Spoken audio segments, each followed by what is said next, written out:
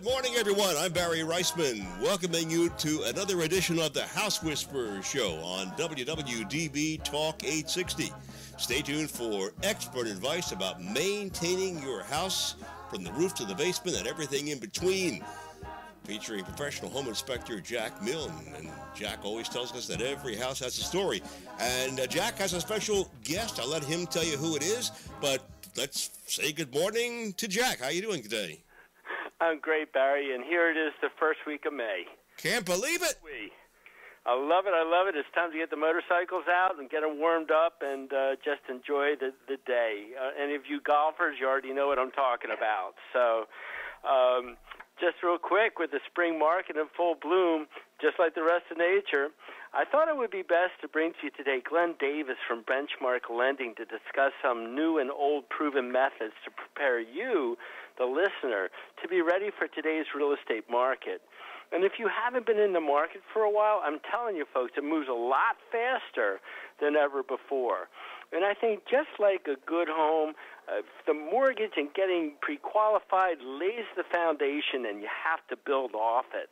And even if you've been in your home for several years and you're thinking about refinancing, I'm going to ask that you listen to Glenn this morning, so that in essence you're going to pay less, hopefully per month, but at the same time get more equity from your home and reduce those years that you have to pay the bank.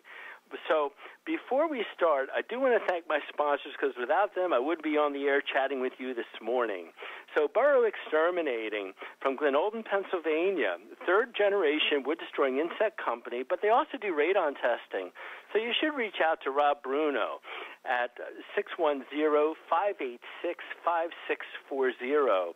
Bucksmont Inspections, Rob Bowie, located out of Sellersville, Pennsylvania. Best when it comes time to do anything regarding on-site sewage evaluations, testing, repair, or replacement. So you can find Rob at 215-669-4213. And, of course, BucksmontInspections.com is their website. Pest Blaster, Mike Canner, we've had him on the air quite a few times, and we're always talking about radon, mold, wood-destroying insect, and even pest removal. So if any of these things touch your fancy, reach out to Mike at 215-295-5555, and again, their website is pestblaster.com.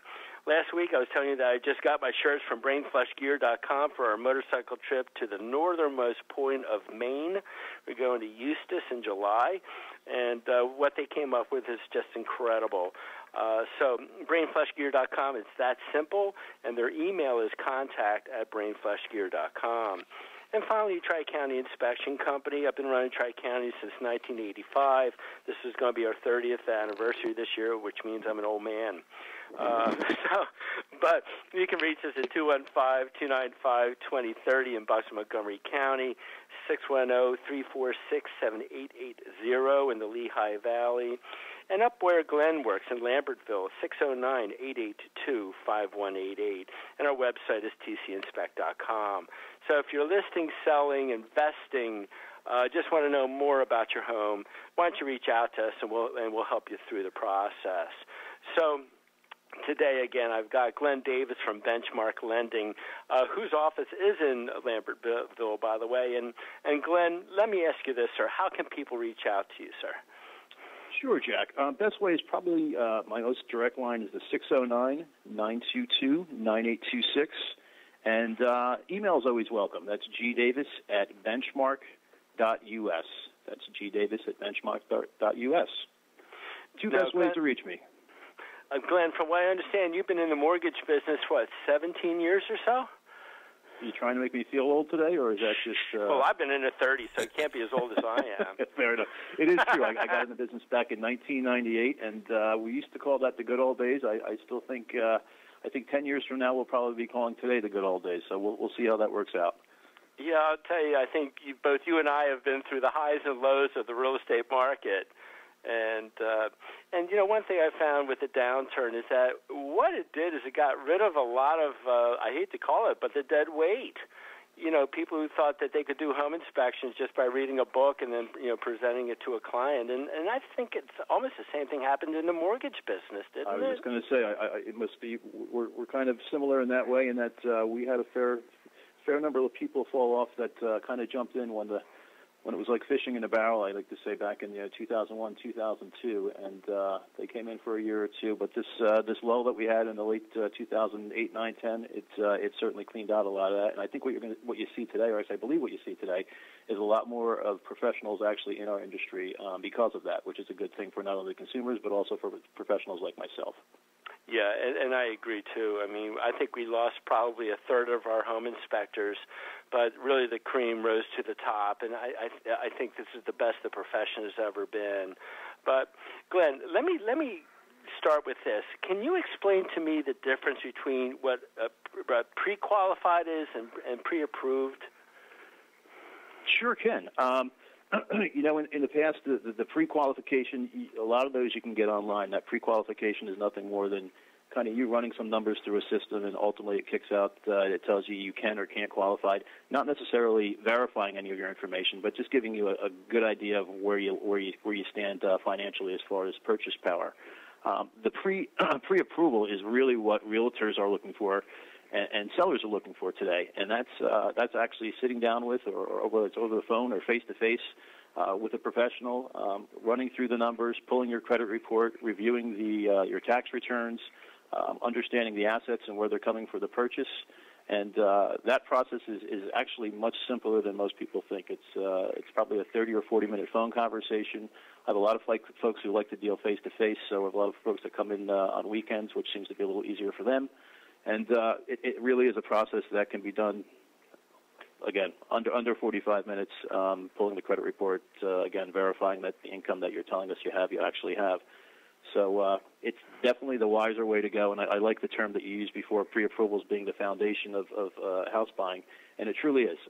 Any professional realtor out there in this environment is going to look for a client who is pre-approved by someone that hopefully they know, someone who's local, not a pre-approval that's kind of pulled off of the internet, because those things, as you know, we can all jump on and pretty much type in any number we want as far as income and assets are concerned and pull that letter off. So it's wise to get pre-approved before you start. It also, the other side of the benefit of that is it does tell you how much you can actually afford for the home. The one question I ask, especially first-time home buyers, is, what is that number? What's that comfort zone that you have on a monthly basis to actually spend for a house? So that includes your taxes and your homeowner's insurance. And we actually back out from that number the principal and interest, and that generally tells us where they're going to end up mortgage-wise. We take that, we add in whatever assets they have, and that puts us in the ballpark of where they're going to be for purchase power. Glenn, so, what percentage of people do you find get pre-approved? Is it 50%, 70%, 90%? I would say 100% of the people out there right now buying homes have to be pre-approved. I don't know of a realtor on this side of the world that would accept an offer without having a client pre-approved or having a borrower pre-approved. So it's something definitely worth the time to do. Again, gives you a much better understanding as to where you stand financially, and it gives the seller of the house a much better understanding that you are pre-approved and you do qualify to buy their home.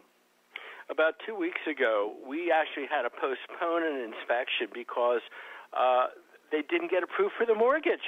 I have not heard that excuse for quite some time, Glenn. I was pretty shocked. So I said, no problem. Whenever you're ready, let us know. But boy, that's the first time in a long time that I've ever heard of that. Yeah, that's shocking. You should have sent them my way. We could have talked beforehand, and that wouldn't have happened. Yes, I would have known that, though. But to me, that pre-approval is like fishing. To me, that's the bait, and you have to put the bait on your agreement of sale that you're going to provide as much information, documentation to that seller. The seller's going to be on the other side. He's the fish looking at that bait. So it's a lot of you have to be prepared. Great analogy. Yeah, and Glenn, you brought up this great point. You need to know what you can afford. And until you sit down and you see what your car loans are, student loans today, Glenn, right? Play a factor. They all play a factor. It's the car loans. It's the student loans. Student loans especially. A lot of folks who have student loans, they're not necessarily active at this point in time because they have a grace period before they actually kick in and start to have to start to pay on those loans. In the past, those loans, if they weren't active, we didn't count them. In the new world, those loans are actually counted as a debt against you. So again, always good to sit down with someone who knows what they're doing, who's been in the profession, and can kind of run through those numbers and give you those little ins and outs. Outside of the car loans, the student loans, credit card debt. Credit card debt is a big one that's out there right now. We are a society that lives on credit, and that is another factor that you have to take into play. So. Well, I think that brings me to the next question. Like, what documents are needed if we've got these young buyers to get pre-approved? What do they need to present to you? I always say remember the number 2. We essentially need 2 years tax returns, 2 years W-2s, most recent 2 pay stubs, and the last 2 months bank statements, and 2 forms of ID. And that's your that's the good way to remember it, and that's the documents that every lender will ask for. We can verify the income, we can verify your assets, we can verify based off of your IDs that you are who you say you are, and if you have those items ready, especially if you have them in a format where they're PDF, where you can actually just email them over, it makes life a lot simpler. And if you get those documents to the lender prior to actually purchasing a home during the pre-approval process, it makes the actual buying process much simpler. So you're not scurrying around last minute looking for that pay stub, or not scurrying around looking for the W-2. Take care of that stuff beforehand. It certainly makes the process much smoother. And let me just jump in here. Can we take a little break, and then we'll come right back? Absolutely, Barry. Thank you for watching that clock for me, sir. They'll call me the old clock watcher. You're listening to the House Whisperer Show with Jack Milne, and Jack's special guest today is Glenn Davis from Benchmark Lending in Lambertville. And we'll just take this quick little break, and we'll come right back and have more of the House Whisperer Show right here at WWDB.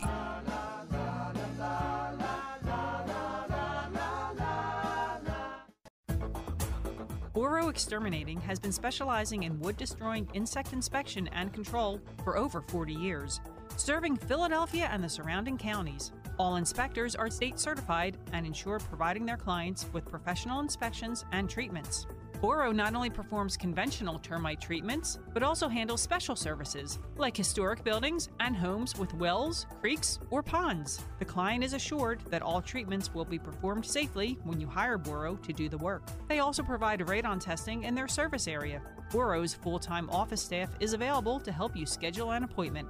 Just call 610-586-5640 or send an email request to boroinspects@verizon.net. That's 610-586-5640 or email at boroinspects@verizon.net. Specially created t-shirts by BrainFlushGear.com offer the extreme sports enthusiast an opportunity to have a clothing line available that suits their sport. BrainFlushGear.com understands that when we get the moment where we can jump on our motorcycles, wave runners, surfboards, snowmobiles, or skateboards, it can be priceless. They offer custom artwork including silk screening, transfers, and embroidery. Speak to one of their consultants today, and they'll help you create your own Brain Flush. Visit BrainFlushGear.com or email them at contact@BrainFlushGear.com. For your septic inspection and testing needs, please consider Bucksmont Inspections. They've been serving the Bucks and Montgomery County areas for over 15 years. As members of the Pennsylvania Septic Management Association, the Pennsylvania Association of Sewage Enforcement Officers, and the Pennsylvania Association for Professional Soil Scientists, Bucksmont Inspections can inspect your existing septic system or test for your new septic system placement. Please call Rob Bowie at 215-669-4213 and say you heard their ad on the House Whisperer Show. Tri-County Inspection Company has been providing professional home inspections, commercial inspections, and historic property evaluations for over 30 years. For all of your real estate transactions, call Tri-County Inspections at 215-295-2030. For their New Jersey clientele, call 856-853-4224. Tri-County Inspection Company covers 13 counties, serving both New Jersey and Pennsylvania. They have performed inspections for over 70,000 clients and are members of the American Society of Home Inspectors, as well as the Pennsylvania Home Inspectors Coalition. They are licensed in both Philadelphia and New Jersey. Call 215-295-2030 or 856-853-4224. As the summer months quickly arrive and the temperatures gradually rise, so do the odds of all those filthy and unwanted critters invading your home like rodents, roaches, termites, and flies. Oh my!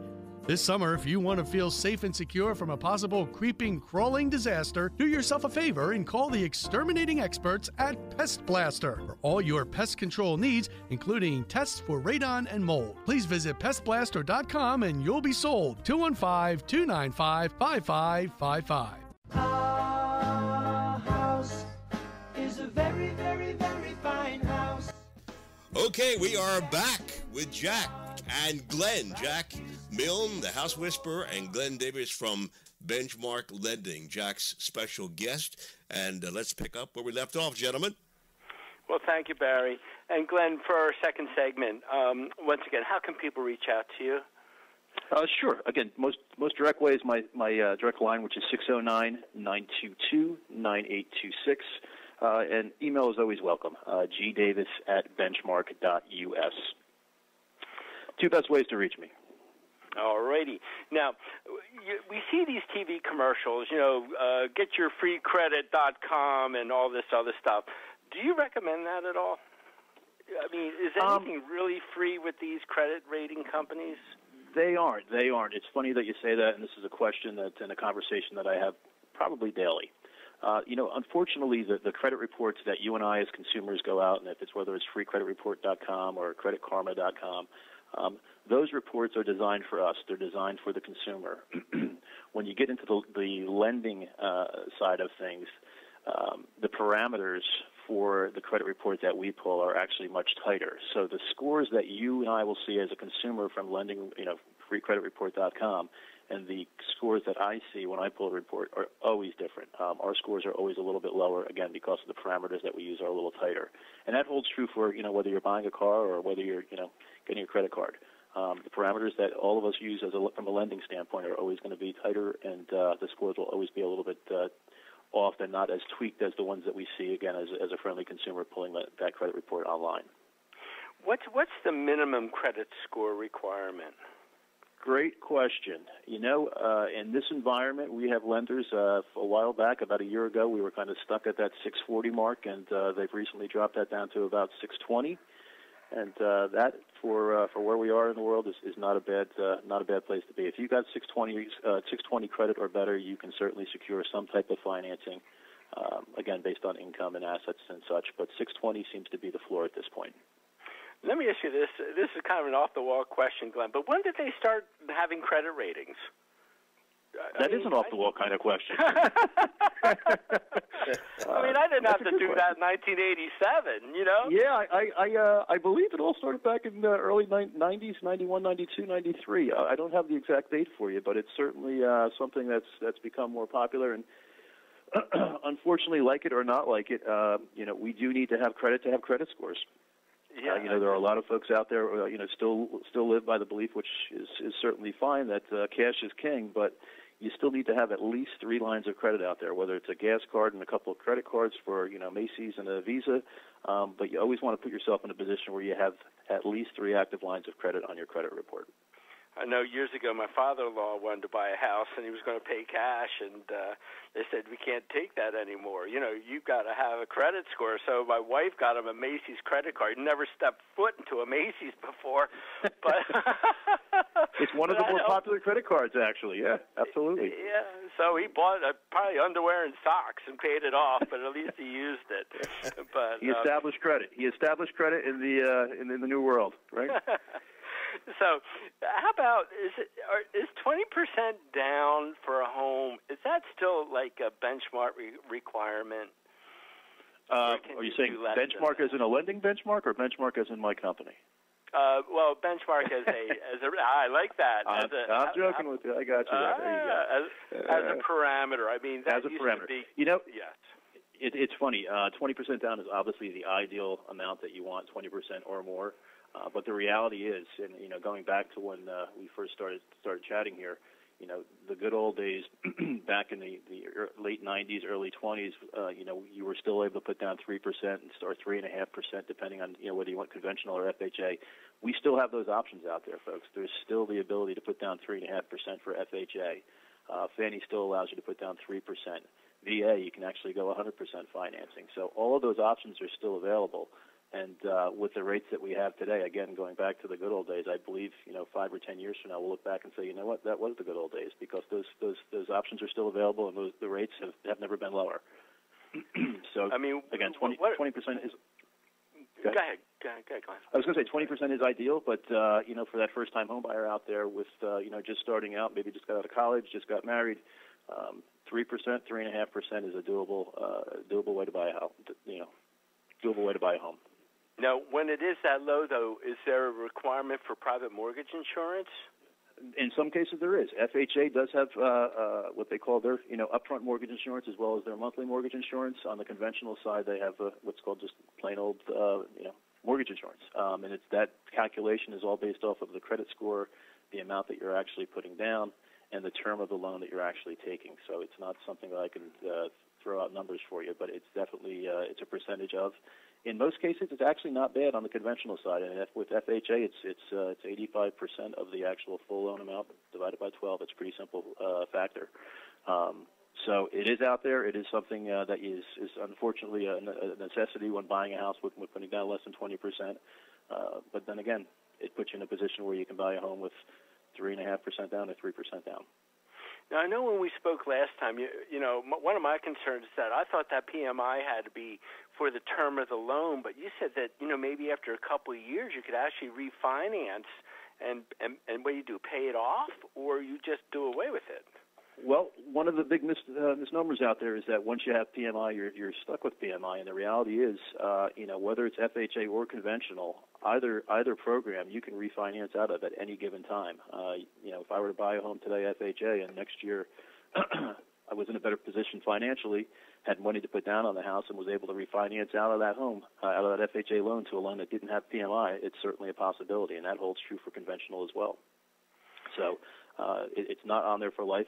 With FHA, it actually is on there for life, but again, you do have that option of jumping out into refinancing out of that loan. Now, let's spend a minute on refinancing, Glenn. What do you see as the perfect scenario where someone has bought a home blank years ago and now they're thinking about refinancing? Is that like a 3-year window, 5-year window, 10-year window? Is there anything that say, God, I bought this house back in 2008. Now I've been in the house 7 years, 8 years. Should I refinance now? Is there any parameters? There's not a single point that if you have a rate of this and a loan amount of X and a rate of Y that you should refinance. What I will tell you is whether you've purchased a home or refinanced a home 1 year, 2 years, 7 years, or 8 years ago, it's definitely worth taking a look at revisiting that and seeing whether it's worth to refinance now or not. A lot of my clients, and this is a really great thing for especially those folks who bought their first home 5, 6 years ago, are going from a 30-year fixed and maintaining the same exact payment, but we're dropping their terms from 30 years to 15 years. On a monthly basis, maybe they pay $1 more, maybe they pay $1 less. Over the long term of the loan, they're not saving thousands, they're saving hundreds of thousands. So absolutely, whether you've purchased or refinanced in the last 5 or 10 years, it's time to take a look at it because, frankly, the rates that we're seeing today, 4 months, 6 months from now, quite frankly, I don't believe we're going to see. And let me ask you this, Glenn. The paperwork to refinance, how long does that take? We're closing refinances right now 20 to 30 days. Really it comes down to having the appraisal completed and having the client getting the paperwork back. And, again, that paperwork is very similar to what I had mentioned before, the number 2 years tax returns, 2 years W-2s, bank statements, and pay stubs in 2 forms of ID. It's a pretty smooth process. It's, something that can be, again, a 30-minute phone call. We can have an application out to you today. you'd receive it, send it back to us tomorrow. The appraisal's probably done next week, and we're into underwriting, and you're closing 2 to 3 weeks from now. I know when I bought my building in '08, I was at 3.6% for a 15-year. Right before the last election, where Obama was in for a second term, man, I always watch the mortgage rates because they always drop right before the election. Sure. Now, I had my loan at a local bank. Literally, I can walk across the street to it, and I saw 2.6. I went across the street. I gave them my credit card. I paid a point, but dropping that 0.5%, folks, saved me $40,000. And it didn't. It was like a loan readjustment or loan realignment, Glenn. I think they call it something like that. Could be, yeah. Restructure, sure. Restructure. So within a half an hour, I saved $40,000. Boom. And to me, it's always the bank who wants to win. I'm the consumer, so I don't want to give anything to the bank. Absolutely. Yeah. Again, going back to the theory, if you have purchased, if you have refinanced, it doesn't mean that you shouldn't look at it again, because with the rates where they are, historically low, taking one more shot at it before they start to increase, it can save you, again, not thousands but hundreds of thousands. Yeah, it's truly incredible, and I learned again years ago that I borrowed $75,000 to build a house back in '85. It was going to cost me $350,000 to pay back that $75,000. So I kind of learned my lesson real early. But it's about half a percentage difference between a 30-year and a 15. Generally, between 30 and 15, you're looking anywhere between a half to a full point, depending on the market. Gentlemen, I've got to jump in here because once again that clock has caught up with us. Well, Glenn, before we depart, once again, sir, people can reach you by email at gdavis@benchmark.us, and the best direct line is 609-922-9826. Well, I want to take a moment and thank Glenn for joining us today on the House Whisperer Show, and Barry keeping an eye on me. So, as it is Sunday, please spend time with friends and family, and I look forward to talking to you next week on the House Whisperer Show. What a great show today. I remember when mortgage rates were 17% back in the 1970s, a long time ago. I don't want to see that again. Tune in again next week for another edition of the House Whisperer Show with professional home inspector Jack Milne. And to listen to previous programs, or if you have any questions, visit thehousewhisperershow.com. Thanks again to Glenn Davis from Benchmark Lending. I'm Barry Reisman. Thank you for listening to WWDB.